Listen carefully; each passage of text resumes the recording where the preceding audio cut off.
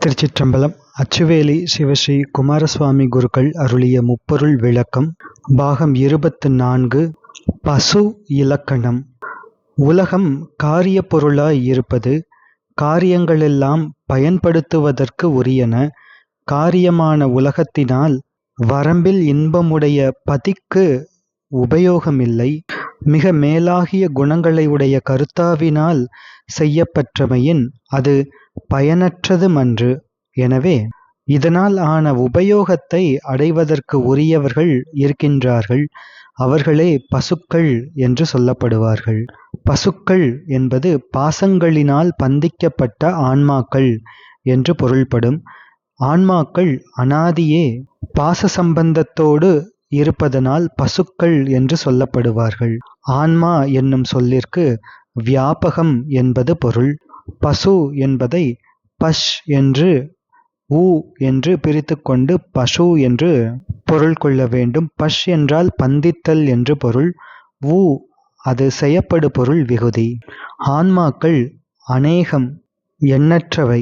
ஆன்மாக்கள் சேதனப் பொருள் ஆகும். சேதனம் என்றால் அறிவு உடைய பொருள். ஸ்தூல சித்து அவை பசுக்கள், சூக்ஷ்ம சித்து அவை ஆன்மாக்கள், அதிசூக்ஷ்ம சித்து அது சிவம். ஸ்தூல சித் என்றால் பிறிதொன்றின் உபகாரத்தால் அறிவது என்று பொருள்.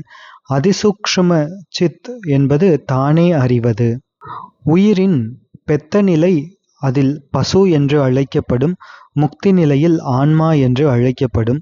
முக்தி நிலையில் அருளின் உபகாரம் இருந்தாலும் வேறு நில்லாமையால் உயிர் சூக்ஷ்மமாகின்றது. உயிர் வியாபகப் பொருள்.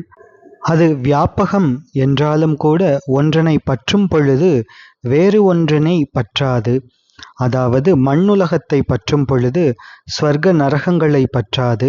மண்ணுலகத்திலும் ஒரு உடம்பை பற்றும் பொழுது பிறிதொரு உடம்பை பற்றாது. ஒரு உடம்பை பற்றி நிற்கும் காலத்திலும் ஒரு இந்திரியத்தை பற்றும் பொழுது வேறொரு இந்திரியத்தை பற்றாது. எனவே உயிர் ஏகதேச வியாபகம் எனப்படும். உயிர்கள் நித்தியமானவை, பாசத்தால் தடைப்பட்ட அறிவை உடையவை, சுதந்திரத்தன்மை இல்லாதவைகள், சார்ந்ததன் வண்ணமாய் சரீரம்தோறும் வெவ்வேறாய் வினைகளைச் செய்து வினை பயன்களை அனுபவிப்பவைகளாய் இருக்கும். பதியினால் அனுக்கிரகிக்கப்படும் தகுதி உடையதாய் இருக்கும்.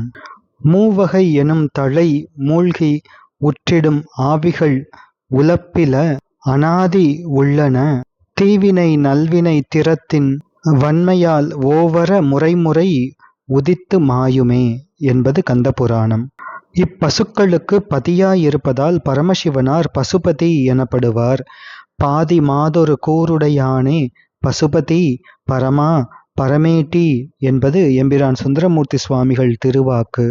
பதியை அடைவதற்கு உரிமை உடையனவாகிய ஆன்மாக்கள் மலபந்த வேறுபாடு பற்றி விஞ்ஞானகலர், பிரளயாகலர், சகலர் என மூவகைப்படுவர்.